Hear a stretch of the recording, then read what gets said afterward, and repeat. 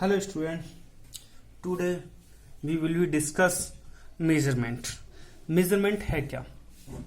Students, जैसा कि आप जानते हैं कि हम असेसमेंट फॉर लर्निंग में हमने कल जानने के प्रयास किया था कि मापन, मूल्यांकन और आकलन में क्या डिफरेंस है। आज हम मेजरमेंट का बारे में अधिक से अधिक जानने का प्रयास करेंगे। मेजरमेंट है क्या? देखिए स्टूडेंट्स, आधुनिक युग में विज्ञान का युग है। जो आधुनिक युग है वो विज्ञान का युग है और इस युग में वैज्ञानिक प्रगति का आधार मापन है। भाई हम अगर हम इस युग में मापन के अभाव में किसी चीज को एक सही दिशा नहीं दे सकते। भाई कौन कितना अच्छा कर रहा है इसके लिए हमें मापना जरूरी है। तो ये हमारा जो युग है, वैज्ञानिक युग है, उसका प्रगति का आधार क्या है? मापन है। और मापन के अभाव में वैज्ञानिक प्रगति की कल्पना असंभव है। इस मापन रूपी प्रत्यय की महत्वता पर प्रकाश डालते हुए रॉस महोदय ने लिखा है या कहा है कि यदि मापन के सारे यंत्र तथा साधन विश्व से समाप्त कर दिए जाएं, यहां के नहीं है, से है, विश्व से समाप्त कर दिए जाएं तो आधुनिक सभ्यता बालू की दीवार की तरह ढह जाएगी। कहने का तात्पर्य है कि अगर हम जो भी मापने हैं, जैसे हम मान लीजिए इसे हम एजुकेशन में अप्लाई करते हैं, अगर हम मापना छोड़ दें स्टूडेंट्स को कि कितना उसने क्या जाना और क्या नहीं सीखा, तो वो बच्चा अपने उद्देश्यों और अपने लक्ष्यों को नहीं प्राप्त कर सकेगा। और अगर हमने ये मापन का यूज नहीं किया, इसी तरीके से हम इसे शिक्षा में यूज करते हैं। इसी प्रकार हमें बिना मापन के शिक्षा को उचित मार्ग नहीं दिया जा सकता। आगे बढ़ते हैं, मापन होता क्या है। देखिए मापन का अर्थ क्या है। मापन किसी पूर्व निर्धारित तथा मानक नियमों के आधार पर व्यक्तियों, वस्तुओं या स्थानों के किसी समूह के प्रत्येक सदस्य को अंक, शब्द या अक्षरों के किसी समूह से एक एक अंक प्रदान कर दिए जाए तो वह मापन कहलाता है। स्टूडेंट, जैसा कि आप जानते हैं, ये तो एक अर्थ हो गया। मैंने कल आपको एक सरल तरीके से बताया था मापन होता क्या है। हम कहाँ हैं तो मापन का अर्थ वस्तुएं या घटनाएं, कोई भी वस्तु, इन्होंने बहुत सारी चीजें ले दी हैं, जैसे वस्तुएं, स्थान, व्यक्ति के समूह, सदस्यों को एक नियम अनुसार उनकी जो कोई नियम है उसके अनुसार अंकात्मक रूप में प्रस्तुत करना, वो क्या कहलाता है? मापन कहलाता है। वेरिएबल, उनके किसी भी चर, जो भी वेरिएबल हैं, उनके आधार पर उन्हें अंक प्रदान करना, वो क्या कहलाता है? मापन कहलाता है। हम इस डायग्राम से इसे बहुत अच्छी तरीके से स्पष्ट कर सकते हैं। क्या डायग्राम है? देखिए भाई, मापन में 3 चीजें निहित होती हैं। हमें मापन किसका करना है, जैसे चाहे वो व्यक्ति हो, वस्तु हो या स्थान हो या कोई समूह है। अब हमारे पास जो उनके जो वो करना है, मापन करना है, तो उनके लिए हमें कोई ना कोई मतलब आधार बनाने पड़ेंगे कि किसके आधार पर इसका मापन होना है, चाहे व्यक्ति का, चाहे वस्तु का, चाहे स्थान का। तो हम उस मापन को एक आधार बना देंगे, तो उसकी मापन की जो प्रक्रिया होगी, तो ये हम कर देंगे ये मापन की प्रक्रिया। क्या है मापन की प्रक्रिया?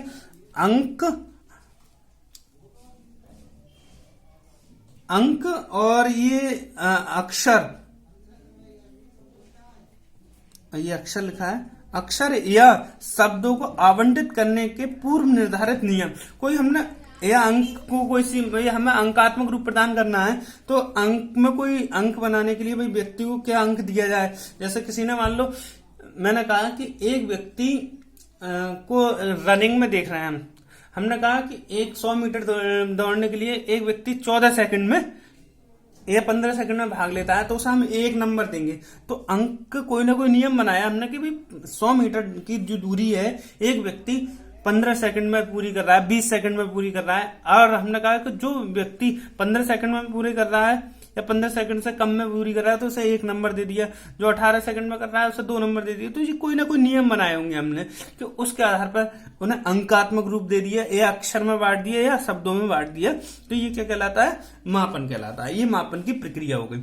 अब मापन की प्रक्रिया के आधार पर हम उसे अंकों में, अक्षरों में, शब्दों में और समूह में बांट सकते हैं। अब हमें इसमें आए अंक, अक्षर या शब्द और समूह। ये क्या भी हो सकती हैं? ये क्या हो सकती हैं? जैसे हम मापन कहें तो हमने किसी को नंबर दे दिए, भाई एक टेस्ट लिया उसमें नंबर दे दिए, किसी के 12 आए, किसी के 13 आए, किसी के 14 आए, वो क्या मापन हो गया।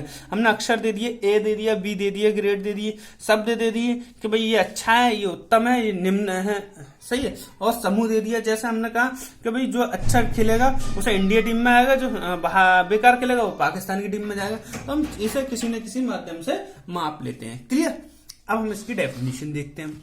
समझ में आ गया हमें? मापन में केवल हम घटनाओं और वस्तुओं को या कोई भी स्थान है जिसका भी मापन करना है, व्यक्ति है, उसको हम अंक प्रदान कर देते हैं। इससे ये नहीं पता चल रहा है कि वो अच्छा है या बुरा है, ठीक है, हम बस डिफरेंस कर रहे हैं। क्लियर? अब बात कर लेते हैं इनकी डेफिनेशन की। डेफिनेशन हम इनकी 2 डेफिनेशन देख लेते हैं। कौन कौन सी डेफिनेशन है? नियमों के अनुसार वस्तुएं या घटनाओं को प्रतीकों में व्यक्त करना मापन कहलाता है। Clear? Measurement is the assigning of number two objects और इवेंट्स अकॉर्डिंग टू रूल। ये किसने कही है? कैम्पबेल ने। ठीक? मापन किन्हीं निश्चित स्वीकृत नियमों के अनुसार वस्तुओं को अंक प्रदान करने की प्रक्रिया है। मापन क्या है? मापन किन्हीं निश्चित नियमों, स्वीकृत नियम हैं, उनके अनुसार वस्तुओं को अंक प्रदान करने की प्रक्रिया है। Measurement is the process of assigning numbers of objective according to creation agreed rule. Clear? जो पहले से ही क्रिएट हैं। ये किसने कहा है? स्टीवेंस।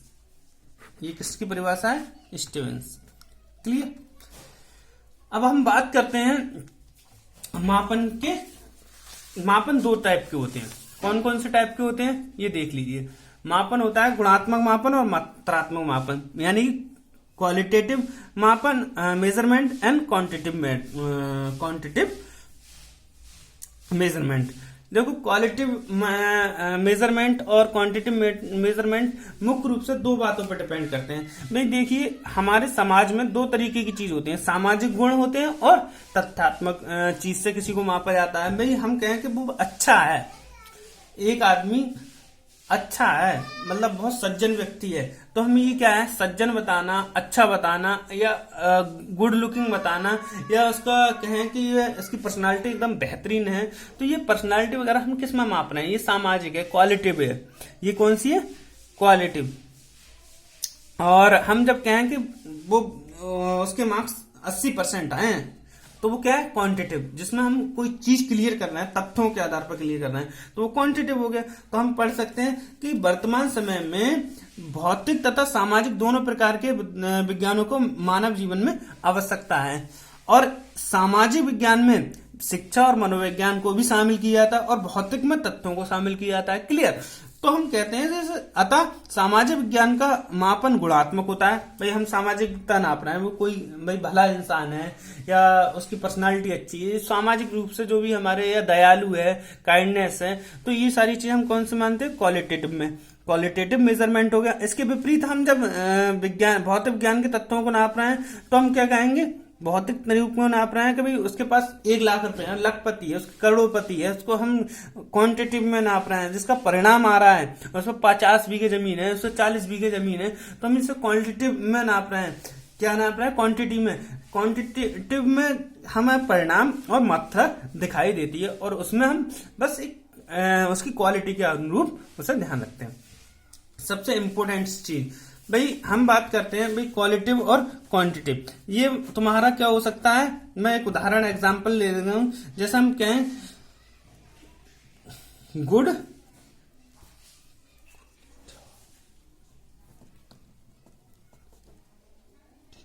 मैं गुड पर्सनालिटी की बात कर रहा हूं। भाई ये कितनी गुड है हमें नहीं पता, और हम कहें किसी के नंबर आ रहे हैं 30, 50, 30 नंबर आ रहे हैं। जब हम नंबर मार्क्स दर्शा रहे हैं तो ये क्या है, क्वांटिटिव।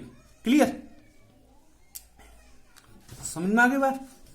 अब हम कहें एक और इसमें उदाहरण डाल सकते हैं कि मान लीजिए एक मापन की बात कर रहे हैं, हमने किसी का हाथ पकड़ के देखा, उसका फीवर चेक किया, तो हमने उसका हाथ गर्म देखा, नहीं ऐसा फीवर आ रहा है, और हमने जब उससे टेम्परेचर से नापा, मशीन से नापा, उन्होंने कहा कि भाई इतना टेम्परेचर आ रहा है इसका, तो उसका कहेंगे कि वो कौन सी क्वांटिटी। क्लियर। अब बात करते हैं मापन के स्तर या पैमाने और प्रकार। देखिए टाइप्स की बात चल रही है, मेजरमेंट जो है इसके लेवल या स्केल, लेवल और स्केल्स की टाइप की बात चल रही है, ना कि मेजरमेंट की। भाई लेवल और स्केल क्या होते हैं, देखिए मैंने एक टेबल बनाने के आधार पर इसे स्पष्ट करने की प्रयास किया है। भाई इसके जो मापन के जो टाइप्स हैं वो 4 होते हैं। जैसे सबसे पहले क्या है हमारा, नामिक, नॉमिनल मेजरमेंट, फिर ऑर्डिनल मेजरमेंट, उसके बाद है हमारा इंटरनल मेजरमेंट, और उसके बाद है रेशियो मेजरमेंट। तो जो पहला हो जाएगा नामिक, फिर क्रमिक, फिर आंतरिक, फिर अनुपातिक। देखिए मैंने इसमें पूरा बनाया नहीं, मैंने पहले इसे बना रहा था पहले ही से, मगर अब हम इसे यहीं पे समझने की कोशिश करेंगे। जैसे इंडिकेशन ऑफ डिफरेंस, ये क्या करता है, इंडिकेशन, भाई कौन कौन से इंडिकेशन जो हमें क्या करे, बात बताए कि कौन कौन से अंतर इसमें दिख रहे हैं। इंडिकेशन का मतलब क्या हो गया भाई, जो इंडिकेट कर रहा है, डिफरेंस कर रहा है सब चीजों में।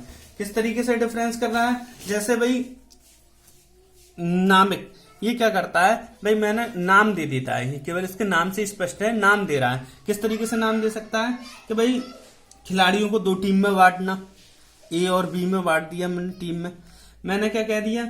और क्या कर सकते हैं हम, इसे हम मान लो हमारे पास 3-4 बॉल हैं, 5-10 बॉल हैं, हमने कहा हरी बॉल है एक तरफ कर दो, काली बॉल है एक तरफ कर दो, और व्हाइट बॉल है एक तरफ कर दो। तो ये क्या कर रहा है, बस डिफरेंस बना रहा है। जैसे हम नामिक मेजरमेंट में क्या देखते हैं, मेजर कर लेते हैं कि भाई ब्लू जर्सी देख के क्या दिया, इंडियन जर्सी इंडिया की टीम है, और ग्रीन वो देख कर क्या दिया हमने, क्या कह दिया, पाकिस्तान की टीम है। तो इसमें हम टीम मतलब डिफरेंस कर देते हैं। तो ये सारे गुण ऑर्डिनल मेजरमेंट में भी हैं, डिफरेंस कर रहा है, और इंटरनल मेजरमेंट में भी हैं, और रेशियो मेजरमेंट में भी हैं। ये सारे जो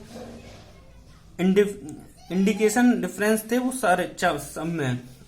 अब बात करते हैं, ये सबसे निम्न होता है, इंडिकेस डिफरेंस, इंडिकेस डायरेक्शन। ये क्या है, डायरेक्शन। डायरेक्शन में क्या हो जाता है, क्रम प्रदान कर दिया जाता है। तो इसमें डायरेक्शन और डिफरेंस में क्या होता है, इसमें डायरेक्शन दे दिया जाता है। जैसे हमने कहा ये टीम के बारे में बात कर रहे थे, हम इसमें कह देते हैं कोई बच्चा उच्च है तो कोई निम्न है, ये नहीं पता है कितना निम्न है। हमने कहा कि राम होशियार है श्याम से, राम होशियार है श्याम से, तो ये उच्च और निम्न दिखा रहा है कि कोई ऊपर है कोई नीचे है। जैसे 3-4 बच्चे खड़े हुए हैं, राम खड़ा हुआ है, श्याम खड़ा हुआ है, और मोहन खड़ा हुआ है। तो हमने कहा राम लंबा है, सबसे लंबा है, मोहन उससे छोटा है, और श्याम उससे छोटा है। तो हमने बस ये बता दिया कि इनमें डिफरेंस है। क्लियर।